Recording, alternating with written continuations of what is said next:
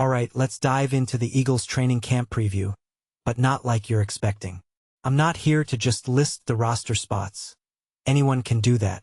Let's talk about the real storylines, the ones that could define this team's season. First off, why is everyone so focused on Jalen Hurts?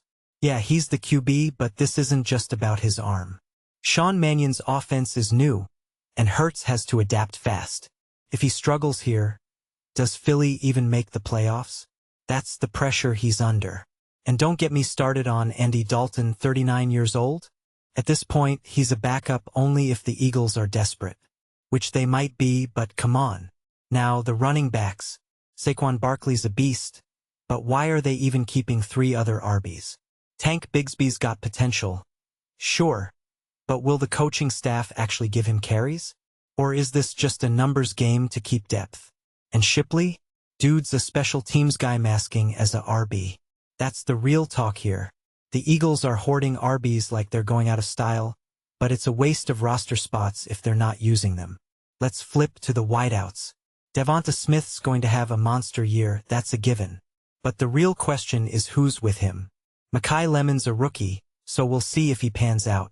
The comparison to Keenan Allen? Bold. But Dontavian Wicks being labeled a top 3 guy? That's a red flag. Last year's performance doesn't scream star to me. And Hollywood Brown? The guy's slept on. But is he even a WR3? Philly's got a logjam here, and I'm not sure they've got the right answers yet. The offensive line is where things get scary.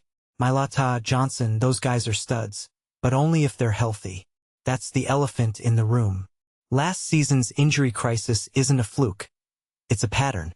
So why isn't Philly addressing this more? Keeping 10 linemen is a band-aid, not a solution. Fred Johnson as a swing tackle? Please, they're just hoping nobody goes down. And if they do, chaos. On defense, Jonathan Greenid's the X-factor. If he's healthy, he's a double-digit sack guy. But what about the secondary?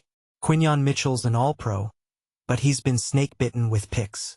When's he gonna break that curse? And Dejon? Playing safety in base defense? That's a gamble. Slot corner, sure, but safety? Philly's relying on versatility here, but are they just covering up weaknesses? The real sleeper storyline? Special teams. Britton Covey's a punt returner hiding on the practice squad?